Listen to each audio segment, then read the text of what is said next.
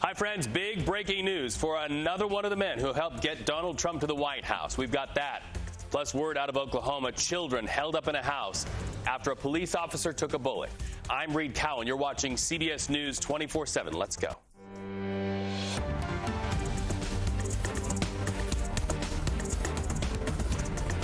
Right to Oklahoma, right off the top. We are watching in real time a breaking news situation there involving children. So here's your headline. This is how it started.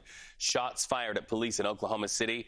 An officer took a bullet. Now, while that officer is rushed to the hospital, more officers here have guns pointed at a home where inside the suspect is now refusing to come out. And what is chilling here? Police say that man is still armed. His spouse and 3 children are on the inside of that home. So as you can see here, a huge response there in what looks to be a very populated neighborhood. Neighbors told to stay back while crisis negotiators try to make contact with that person who is armed. They do know children are inside the home. Right now is a critical time. It is when training by police officers to de-escalate really comes in handy. Our cameras are on this one, and as soon as we see any action at that house, you'll see it live. Right now, though, we want to get to that breaking news coming out of New York, where today former mayor and Trump attorney Rudy Giuliani has just been disbarred after a court ruled Giuliani lied and lied repeatedly about Donald Trump's 2020 election loss. Keep in mind, Giuliani was the biggest legal mouthpiece for Donald Trump and his false fraud claims after Trump's loss to Joe Biden in 2020. CBS News Justice Department reporter and producer Robert Legary is here with me right now. Okay, what a time in our nation's history. We know Steve Bannon woke up in prison behind bars having breakfast, and now word Rudy Giuliani is also in trouble. How did we get here with Giuliani? Yeah, that's right. Thanks for having me. Good morning to you all over there. Good afternoon to everybody here on the East Coast. So, Rudy Giuliani in New York, disbarred today. This comes after he was suspended from practicing law there in 2021. This ruling from officials there now finalizes that decision, and they said that he has to cease practicing law in that state from this point forward. And this comes after disciplinary officials in that state allege that he made false claims after the 2020 presidential election. What's important to remember here is that this is about using his role as an attorney to do so. He is one of a few attorneys in the former president's orbit who have been accused of using their role as a licensed attorney in various jurisdictions to push those false claims after the 2020 election. And so he is one of a few, as I said, attorneys in Trump's orbit. John Eastman, Jeff Clark as well are going through their own legal proceedings. They haven't officially been disbarred. John Eastman in California and other jurisdictions, and Jeff Clark here in Washington. They are fighting those allegations here. But again, the key here from the New York court with Rudy Giuliani is that they found that he used his role as an attorney to do that. Now, Giuliani came out with a statement from a spokesperson calling this politically and ideologically corrupted, and said they will appeal this decision further. So this might not be the final word here, but that's the news that we're getting today. Attorneys lining up. Now let's talk about what's going on with Donald Trump's New York case. We understand that there was supposed to be some big moves happening around July 11th, but I'm getting word that prosecution and the defense have come to an agreement. There may be a delay there. What do you know there? Yeah, so as this is after the Supreme Court decision in the federal 2020 election-related case that came yesterday in the former president's legal troubles, his attorneys filed a petition with the New York court saying that because of that decision, they believe that the conviction should be tossed out in the New York hush money criminal case that was brought by state prosecutors there. They said that the decision from the Supreme Court basically said because some evidence that was introduced that because the Supreme Court found that some evidence related to official acts can't be introduced in criminal proceedings, that would then mean that some of the evidence introduced in the state prosecution in Manhattan would not have been allowed to be introduced. And so prosecutors are saying, fine, we will delay that July 11th sentencing until we can hash this out further. Wow. Okay. Thank you so much. One ruling affects another ruling, and a whole nation waits to see what happens. Robert Legary, thank you so much for joining us there from Washington.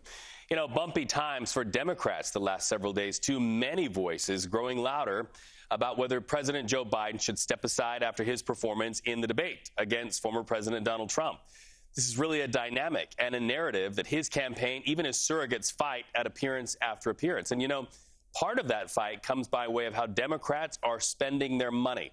Let's take you to the battleground state of Georgia right now. So if you are on the Atlanta Journal-Constitution's website right now, you might notice this ad calling former President Donald Trump a threat to our democracy. The Democratic National Committee paid for it, and other ads that will also appear in the Philadelphia Inquirer and out west in the Arizona Republic. And these ads are also interactive. In fact, we clicked on one and ended up at this YouTube link featuring clips from the debate when Donald Trump on live television would not commit to accepting the outcome of this election if he loses, along with footage from the January 6th riot. You know, all of this comes after Donald Trump praised yesterday's decision by the Supreme Court ruling that former presidents are immune from criminal prosecution for conduct that is done in their official capacities, not for unofficial acts. Remember that. President Biden, though, coming out criticizing the ruling. Listen. Today's decision almost certainly means that there are virtually no limits on what a president can do. So we are now joined by CBS News senior White House correspondent Weijia Jiang. Okay, so Weijia, this is sort of a double-edged knife. On one side of the coin, this is not the ruling the Biden administration wanted from the Supreme Court of the United States. But on the other, it is a bit of a diversion from the headlines about the debate performance.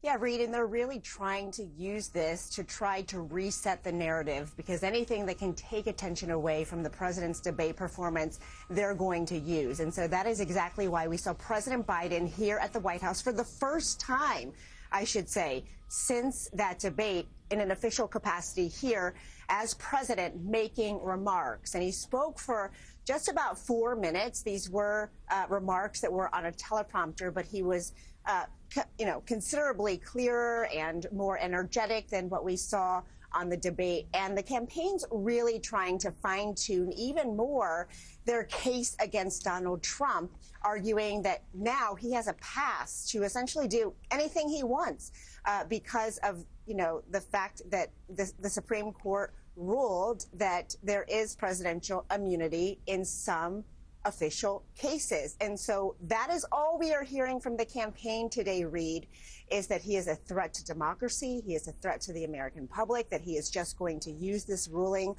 to carry out revenge and retribution against political opponents. And they're trying to draw that distinction between Trump and Joe Biden. But of course, even before this, based on all of our reporting about January 6th, based on what the campaign has been focusing on, it's not exactly a new argument. They're just hoping that this ruling will fuel it even more. Reed. Wow, fascinating. We know full-throated endorsements in California in recent days from Vice President Kamala Harris, Nancy Pelosi as well, Governor of California Gavin Newsom. It is a fascinating time, Weijia Jiang. We appreciate that live update from Washington, D.C. We'll see you in the days and weeks ahead. All right, so from storms and political waters to storms bringing 6 to 9 feet of water surging into the Caribbean. Hurricane Beryl slamming Grenada's Carriacou Island. And this one has a smack that's going to last. I'm talking about 150-mile-per-hour winds, driving rains, and that is why, at this very moment, so many people are preparing. That's the what is, but at this moment, look at this. This is the what was. Hurricane battering Barbados. Now, this visitor to the Windward Islands left a huge mess. You see people waiting in the water right there. Some boats sunk, some boats slammed against the shore. And we can also tell you damage wasn't just to Barbados. There's a tragedy to tell you about here. One person is dead as we look at this video coming to our monitors today. This is off the coast of St. Vincent. You can see that ship battered against the shoreline, rough seas. In fact, we understand many boats have just sunk out there as the water just slams those boats into the rocks over and over and over. You know, in this area, we also understand many people are outside of their homes. Listen to this one leader in the Caribbean talking about that. It has left in its wake immense destruction, pain, suffering. Union Island has been devastated. The reports that I have received indicate that 90% of the houses have been severely damaged or destroyed. 90% of the houses. And look at this, despite loss or the threat of loss, this video coming to us from our partners in the Cayman Islands. They know it's serious, but look at that. Neighbor helping neighbor. You see people here lining up in the frantic effort to fill sandbags for their neighbors, for themselves. Meteorologist Jessica Birch watching Beryl spin in the Atlantic. And Jess, not only a weather story, but always here at CBS News 24/7, a story about people. Absolutely. And we are keeping a close eye on the people over in the Cayman Islands as they're gearing up with a hurricane watch right now. For our friends near Jamaica, they're actually dealing with a hurricane warning as the storm swirls its way in. You can see the clouds right behind me. The eye of this storm starting to move its way to the west-northwest, just around 20 miles per hour. And the storm is continuing to develop as we head into the next couple hours. It is a Category 5 as we speak, and it is impacting many areas throughout the Caribbean. As this slowly tracks its way closer into the Yucatan Peninsula throughout the next couple days, it is going to bring in heavy rain, winds, and of course lots of storm surge too. We're tracking this as it moves its way throughout Jamaica within the next 24 hours, directly hitting the island. That's when it's going to start making its way slowly closer to areas near the Cayman Islands, and I have more on that in a bit, but for now, over to Casey Sherman.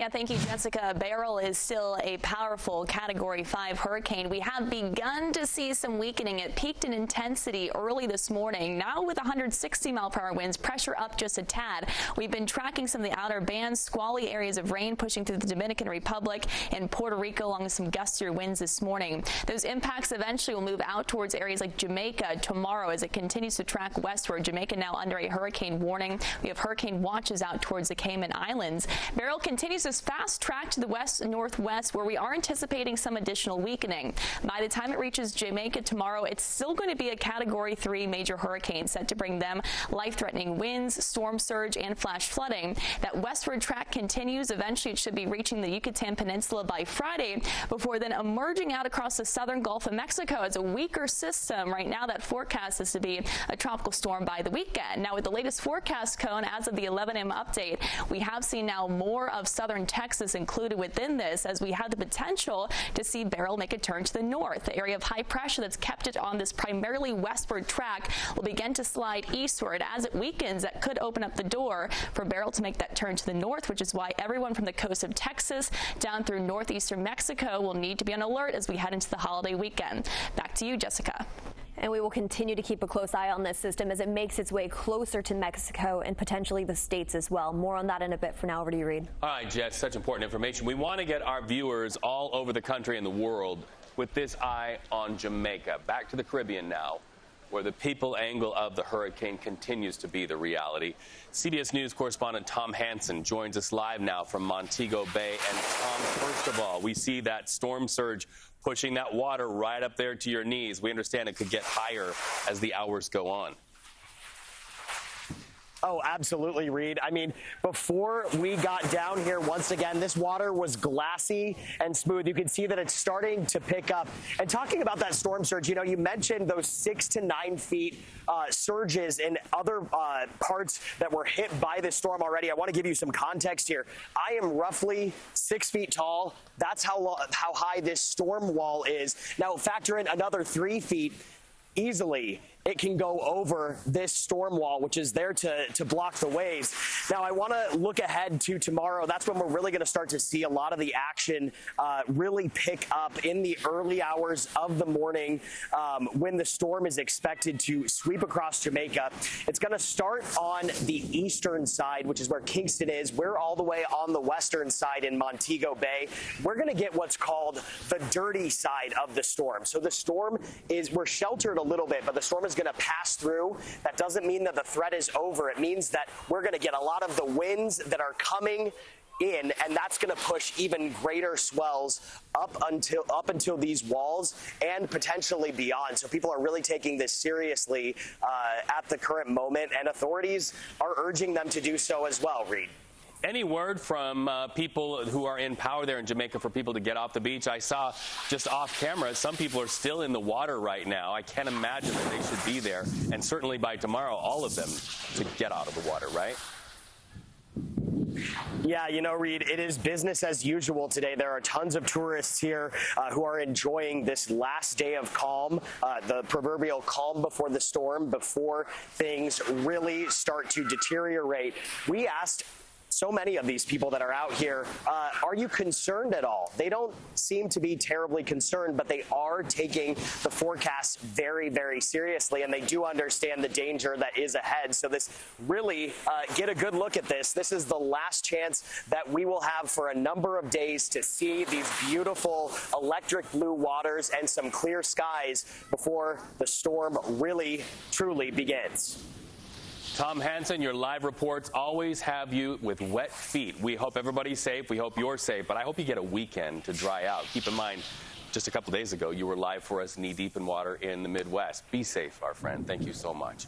Okay, so we want to right now take you live to where President Joe Biden is in Washington, D.C. He is about to step to the microphone where he's just been briefed on these extreme weather conditions, not only in the United States, but in areas surrounding the United States. You see the maps there behind him in that room. That room, a lot like at the Hurricane Center in South Florida, where in real time scientists are gathering the weather data, and then they're able to integrate that data into a plan. Leaders then get those plans, and they know how to move resources, they know how to move people, and they know how to make sure everybody gets the message to stay safe. That includes the tourists that you saw Tom showing there in Jamaica. So this is sort of how it goes. They come into these areas, they get briefed on the extreme weather, and then they step to the podium and they hopefully formulate a plan where people are able to sort of get the information. Now, this is the mayor there in D.C. who is talking, I'm told, and she is setting up the president and his words. Let's go ahead and listen in for just a second. Depends on this work. And we know that with the leadership of the Biden administration, we'll get this right. Ladies and gentlemen, our President, Joe Biden.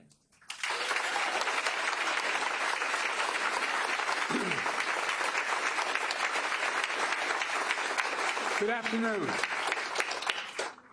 Now, if my father were here, he's looking down, he'd have to turn and say, I apologize for my back. Very impolite to talk to my back. Thank you very much. You're doing a hell of a job, all of you. Look, Mayor, thanks for that introduction and joining me today at the D.C. Emergency Operations Center. I also want to thank the first responders who risk their lives every single day running into danger to save others while everyone's running away from danger.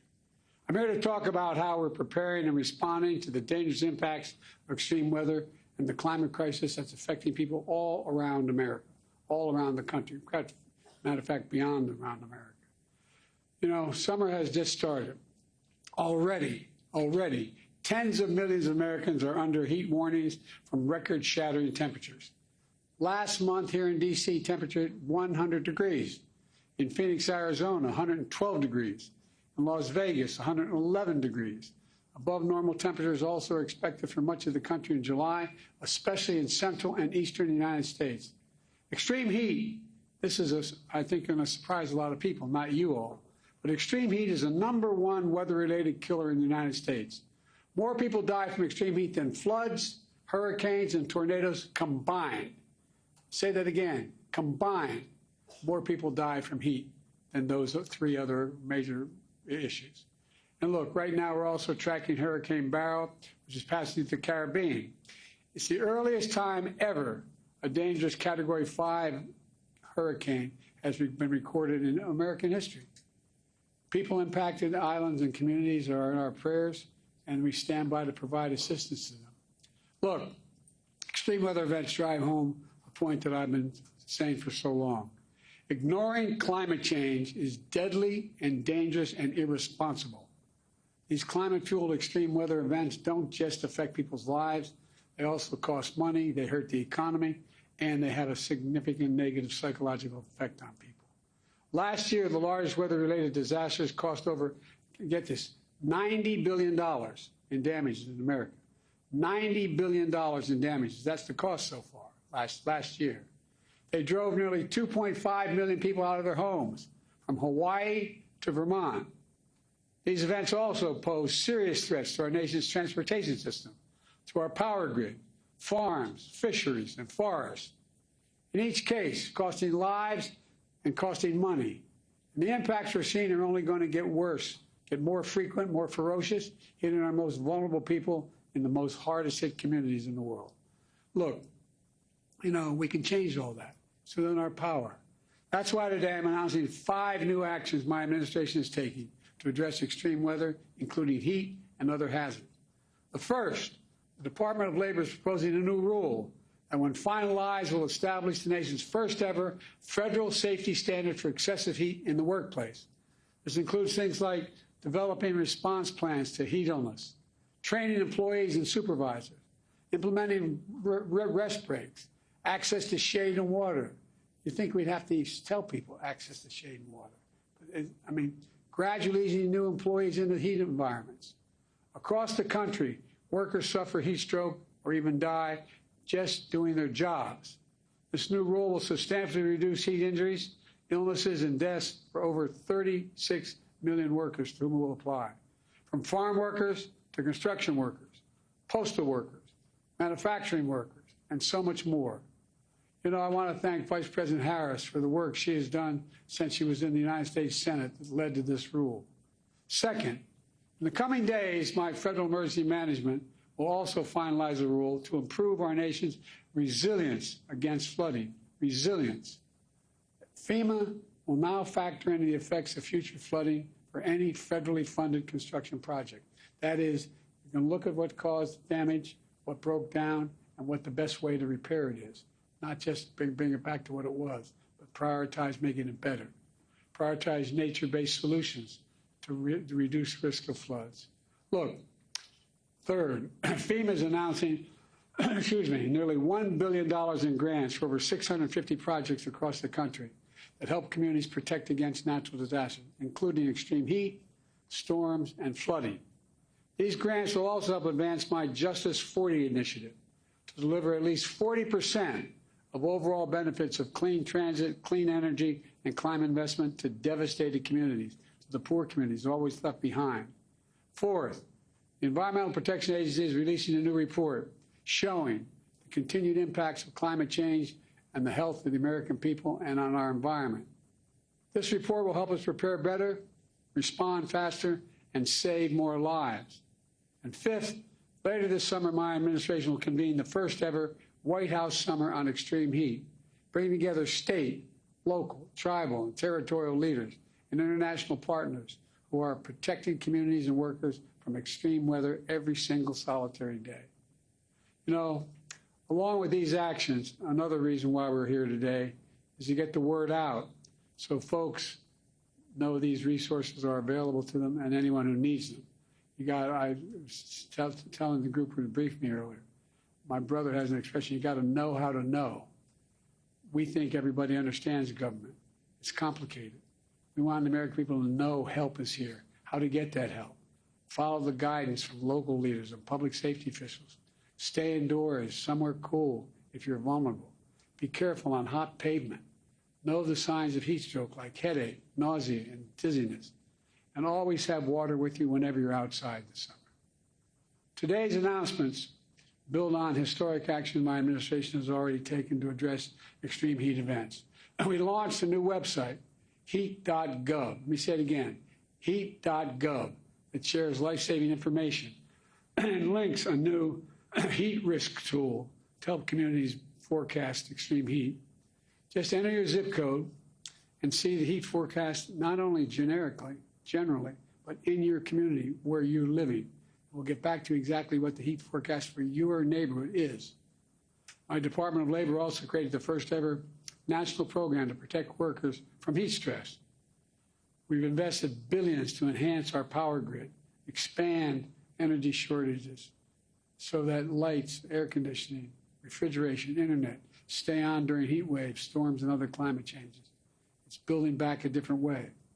All told, we've invested a record more than $50 billion for climate resilience, including against extreme heat and wildfires. But that's not all. My American Rescue Plan is helping states and cities promote energy efficiency, reduce the impacts from flooding, and open cooling centers. People have to know where to go, where they can go in their neighborhood. They're just not automatic. Through the bipartisan infrastructure law, we're delivering over $20 billion to lower your energy costs, upgrading the electric grid to withstand stronger heat waves and storms. And my Inflation Reduction Act, the most significant climate investment ever in the history of the world, anywhere in the world, has already created 300,000 new jobs. building clean energy we need to cut our emissions and to lead the world. Unfortunately, my predecessor and the MAGA Republicans in Congress are trying to undo all this progress. They still deny climate change even exists. They deny climate change even exists. They must be living in a hole somewhere at the expense of health and safety of their own constituents. They deny it exists. Every single congressional Republican voted against the investments which created these jobs and combat climate change. Many of them are trying to repeal those climate provisions and kill those jobs. I quite frankly think it's not only outrageous, it's really stupid. Everyone who willfully denies the impacts of climate change is condemning the American people to a dangerous future, and either is really, really dumb or has some other motive of that. How can you deny there's climate change, for God's sake? Let me close with this. When disaster strikes, there are no red states or blue states. I've demonstrated that.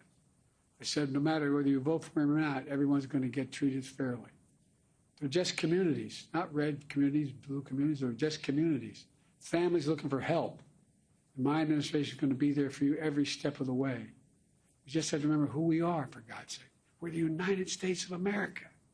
The United States of America, there's nothing beyond our capacity if we work together. So God bless you all. We're just getting started here, man.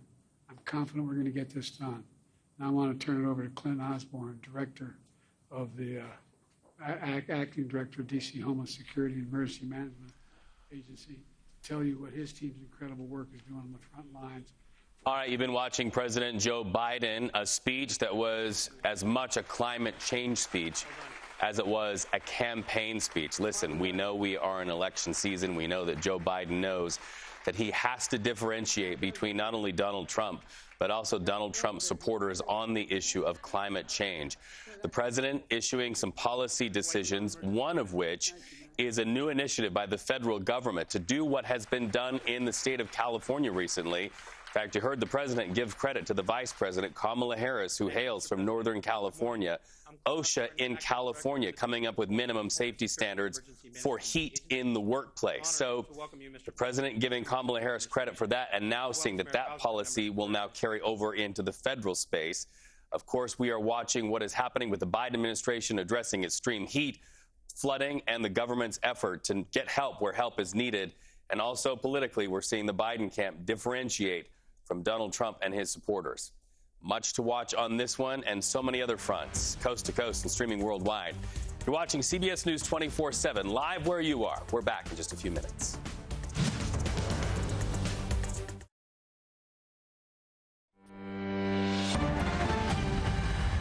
Coast to coast and streaming worldwide, you are watching CBS News 24/7, where we just now have video out of northern India. A tragedy. 105 people dead, many more injured during a stampede. So joining us now from India, Arshad Zargar, a reporter for CBS. Arshad, we're so sad to hear this. We understand this happened at some sort of a religious event. Can you set the scene for us? Yeah, that's quite tragic. In fact, this was a religious gathering of a Hindu godman named Bole Baba. What we know so far is that thousands of his devotees had gathered to listen to his address in a village in the Hathras district of Uttar Pradesh, which is in the northern central part of India.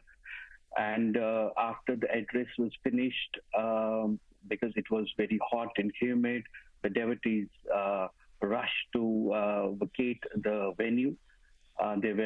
They were out in the open. There were some tents out there, but the whole area was barricaded. And in trying to move out of the venue very quickly, there was a stampede, and which resulted in the unfortunate death of over 100 people.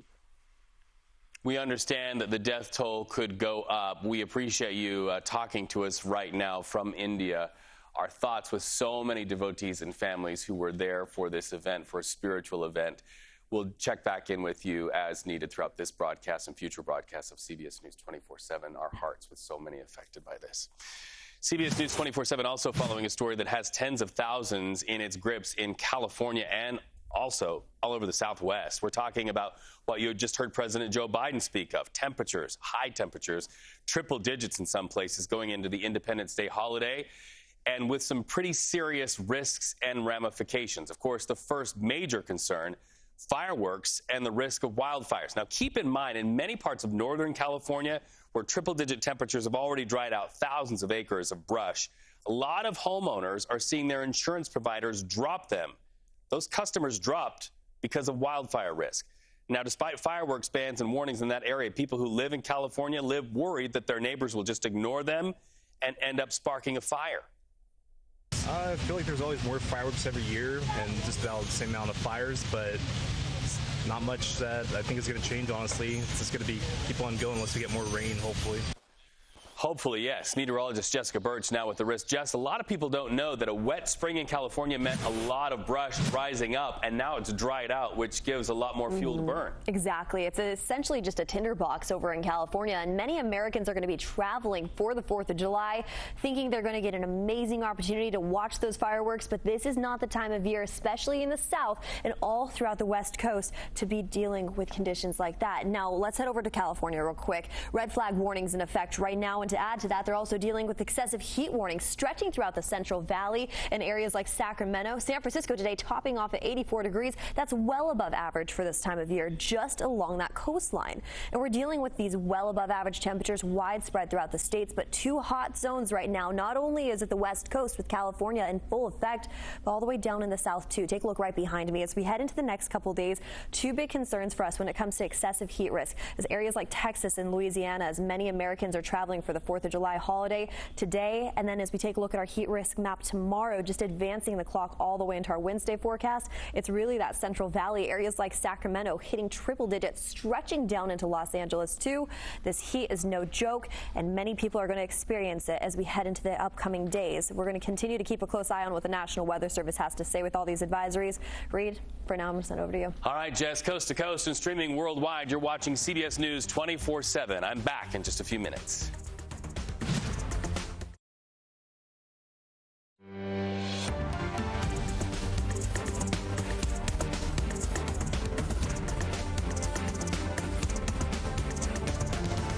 CBS News 24/7, keeping our promise that whenever breaking news develops and advances in the story, we bring it to you whenever there are changes, and we have that right now. Breaking news out of Oklahoma, where the suspect in a nearly 3-hour standoff at Oklahoma City has been killed by police. This is how local station KWTV broke that news to their viewers. Watch. We want to take you back to the scene of breaking news on the northwest side, where an Oklahoma City police officer was shot by a suspect during a nearly 2.5-hour-long standoff. Oklahoma City police right now giving the updates. We want to jump in live. This is Captain Valerie Littlejohn giving the update live on scene. Let's go ahead and take a listen. Straight at you. So. Ready. All right. All right. It was this morning, just around 9:15, when officers were called to a disturbance where a man was holding a gun to someone's head. When the officers arrived there at the scene, they were met with gunfire from that residence. One officer was struck by the suspect's gunfire. A couple of officers did return fire. They were able to get the injured officer into a vehicle and transported him to a local hospital. That officer did undergo surgery and is doing well at this time. The suspect barricaded himself inside the home. It was known that there were other people inside the home during this incident. It played out for several hours. We did negotiations. We had our tactical team out trying to get that suspect out as peacefully as possible. During this whole incident, that suspect continued to shoot outside of the home at officers. During one of the incidents, when he was shooting at officers, an officer was able to discharge his firearm, striking the suspect. The suspect was determined to be deceased here at the scene. Officers were able to go into the house and get everyone out that was inside that house, determined that they are all okay at this time. The involved officers that did shoot are placed on administrative leave with pay. The investigation is still very early on right now. There's a lot that's played out today. It's taken several hours. So we're still doing our investigation, trying to determine exactly what happened, what led to this to begin with, and everything that happened leading up to the end of the incident. Who was it? Can you tell us, was it a family resident? I don't know if they were family members. There were 2 women and 3 children inside the home. What was he saying in there? I don't know what he was saying. I know our negotiators were in contact with him through most of the incident, trying to get him to come outside and surrender peacefully. So he was holding him hostage? As far as the hostage, I don't know what was playing out inside the home between the other people and him, but we were obviously very concerned for their safety regarding he's shooting. He's already shot one officer. He's shooting at other officers, refusing to come out. So their safety was, one of the foremost things we were concerned with. What is the suspect's name, and does he have a criminal history? We're not releasing the suspect's name at this time. We need to make sure next of kin and everything's notified, but we will release that eventually. Who initially called 911? I don't know who the initial calling party was, but they did call saying that the suspect was here at the house pointing a gun at someone's head. How many homes were evacuated? They evacuated several homes there around that house just for safety reasons. If one of the suspects' rounds went into another home, we didn't want any innocent bystanders in those homes. So we tried to evacuate those as quickly as possible, as safely as possible, get them to a safe area. How are the victims inside the home? They were taken out, they were checked, they are okay. And also, can you talk about the emotional toll that this takes on the police department, not only the officer who was shot, but everyone who was here out today at the standoff? Yeah, I mean, these situations are always difficult because we want everyone to be okay at the end of it. We want it to resolve peacefully. Unfortunately, we did have an officer shot, and we were concerned about other people's well-being that were inside the residence and people around the house. And with everyone being out here, and as long as it took, it's obviously a very emotional thing that we deal with. I know you're not giving a name. All right, so you have been listening in to live coverage from our CBS partners in Oklahoma City after a police officer took a bullet. Other officers amassed around that house while the guy still kept firing on them. On the inside, they knew were 2 women and 3 children inside the home. That only made the situation more tense. Negotiations continued, but as the bad guy, so to speak, kept firing out towards officers, finally one officer was able to get a shot off, bring the suspect down. They were then able to go in and get those 2 women and 3 children out. It sounds like, at least physically, they are going to be okay. We tell you, when we see breaking news, you see it. That was going back to Oklahoma City, keeping our promise. Let's also keep our promise to go back to the Caribbean, where we have an eye on Hurricane Beryl spinning out there in Atlantic. Beryl is just downright mean. In fact, this is video showing you the situation off the coast just south of Martinique. Look at that. The streets a mess, water carrying debris into the streets. That's several blocks away from the main water line, causing a lot of people to be without power, having to wade in. Sewer, we understand, is backing up. And it is a warning for people anywhere in the Caribbean to be safe, watch out for their neighbors, and to just hunker down because this one means business. Also new feeds now. This is the coast of Venezuela, and look at this. Fishermen feverishly preparing for the hurricane's arrival there.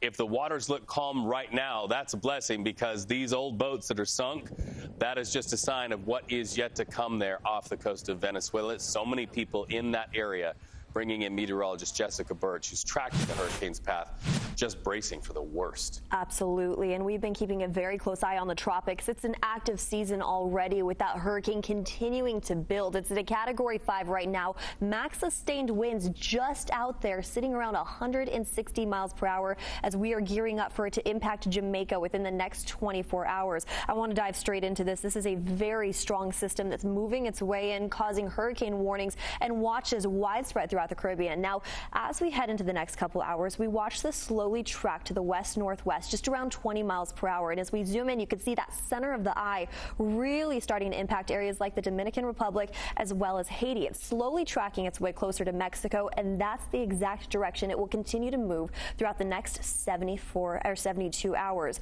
As it makes its way closer to Jamaica, it will hit just close to around a Category 4 or 3. That's where that path is currently making its way. Now, as it moves its way over into the Cayman Islands, hurricane watches are still in effect right now. It is expected to follow that warm water. These sea surface temperatures are well above average for this time of year, just fueling the system as it moves its way closer to Mexico. And as we head into this weekend's forecast for 4th of July, that is when that storm will continue to move its way up the Yucatan Peninsula, close to areas throughout the states, potentially impacting us with a lot of rain activity just in southern Texas, too. We're going to have more on this system coming up in a bit, as well as the track. For now, over to you, Reed. All right, Jess, and reiteration of our value. You know, to us, all stories are people stories. So we want to take you to Jamaica, where the people angle of the hurricane is a reality. Tom Hansen files this report, Waiting in the Waters, from Montego Bay. Hey there, Reed. Well, I want to set the scene today because it's a relatively calm environment right now. You can see that these electric blue waters, people are wading into them. The swell, not so bad. And look up at the sky. It's crystal clear. You can see the sun right now, but that is not going to be the case starting early tomorrow. And it's all going to come from this direction, east. That is where Beryl is coming from, and it is roaring toward Jamaica. Now, you talked about the 6 to 9 foot storm surge, which is obviously one of the most catastrophic parts of a hurricane. And I want to bring you over here just to show you a little bit of context. So this is the storm wall. It's about 6 feet, and so am I. The storm surge has gotten up to 9 feet as this storm has made landfall elsewhere. So easily it will surpass that if it reaches beyond 6 feet. People we've spoken to are enjoying the weather today, their last full day before things really start to deteriorate. But no one has dismissed the risk here. It is going to get seriously dangerous right along this coast. So people are soaking up what they can right now, but they know that the forecast matters, and authorities are urging people to listen to the forecast. This is not a case of crying wolf, Reed. This is a very serious matter. People here say they are taking the precautions starting when the storm hits. Reed? Tom Hansen, thank you so much. Okay, so from hurricane to heat, we want to give you a picture of presidential attention focused on the weather risks. President Joe Biden just minutes ago visiting emergency operations centers in our nation's capital. He gave a briefing on extreme heat around the country and also announced some new policy moves and decisions that are centered on climate change and heat. Here's a little bit of what he had to say. These events also pose serious threats to our nation's transportation system, to our power grid, farms, fisheries, and forests. In each case, costing lives and costing money. And the impacts we're seeing are only going to get worse, get more frequent, more ferocious, hitting our most vulnerable people in the most hardest hit communities in the world. Look, you know, we can change all that. It's within our power. That's why today I'm announcing 5 new actions my administration is taking to address extreme weather, including heat and other hazards. The first, the Department of Labor is proposing a new rule that, when finalized, will establish the nation's first ever federal safety standard for excessive heat in the workplace. In the coming days, my Federal Emergency Management will also finalize a rule to improve our nation's resilience against flooding. Resilience. FEMA will now factor in the effects of future flooding for any federally funded construction project. All right, so you see President Joe Biden, make no mistake, this was as much of a climate speech as it was a campaign speech. And so we are going to be reporting throughout the day on those initiatives that President Joe Biden announced, not only designed to help people, but also designed to differentiate his policy from the policies of President Donald Trump, or former President Donald Trump, who would like to be president again and get the keys to the White House back. Coast to coast and streaming worldwide, you're watching CBS News 24/7. I'll be back in a few minutes.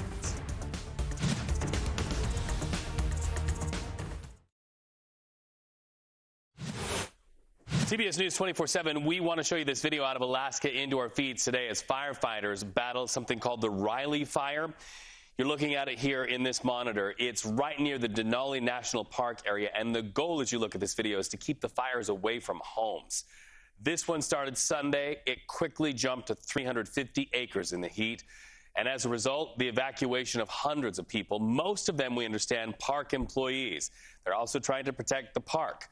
Those employees believe the fire was not caused by lightning, as is sometimes the case in these wildland areas, but they do believe that somebody started the fire that continues to burn at this very moment. Let's now jump the map to California, and we now look at Marin County, California. That's just north of San Francisco, where if you live there, you know you're on high alert for fires. A red flag warning in that part of California today, and you see the dry brush there. Well, officials worry that high winds and low humidity nearby Napa, Sonoma counties, prime conditions for fires. We are in critical fire weather conditions, so any little spark could cause a wildfire, and because of the rapid winds, that could spread quickly. There are no current wildfires in the Bay Area, not specifically within Marin County, but there are always steps that the public should take to prepare ahead of wildfires. We are in that season, and so making sure that you're signed up for your local emergency alerts and having a go bag ready just in case you're a part of an evacuation. Those go bags, so important if you live in California. Meteorologist Jessica Birch back with me now. And Jess, a lot of Californians packing their go bags already have had their homeowners insurance drop because of wildfire losses and risks. So many really can't even afford another fire. We're also looking right now as we get ready for Jess to join me here. I want you to look at that dry brush, and I want you to know that it was the headline in California 5 months ago of record rains. Well, guess what? Record rains right before springtime cause seeds to grow and grow big and strong. Now, everything that grew is dry out there, and that dry is fuel. Jess? Absolutely. You know, and one thing we really want to talk about when it comes to California weather during this time of year, it's essentially just a tinderbox. Low relative humidity mixed with high winds. That's the big reason why California today and tomorrow are dealing with red flag warnings as well as excessive heat watches. That excessive heat risk continues into our Wednesday forecast throughout the Central Valley, and that remains a big concern for many people traveling for the holiday season, anywhere from Redding, California, down into Los Angeles. But we can't forget the South either. Areas like Texas, all the way over into Louisiana, still under heat advisories and warnings as we head into the next 24 hours. This comes at a very inconvenient time as many people are gearing up for the holiday season. These two huge heat pockets will continue as we head into the next 6 to 10 days. Issued by the Climate Prediction Center, we are expecting to see above normal temperatures leading up into next week. We'll keep you updated on all that heat here in the Weather Center. For now, over to you, Reed. What a show. I know. Jess, my goodness, hot political winds and hot weather. Okay, that is it for us on CBS News 24/7. How about we go live right now, taking a look at LAX. A lot of people taking off for the July 4th holiday. And guess what? There's word of flight delays. So just the word from around the country. If you are flying, make sure to check your itinerary for delays. You're watching CBS News 24/7. I'll be back tomorrow.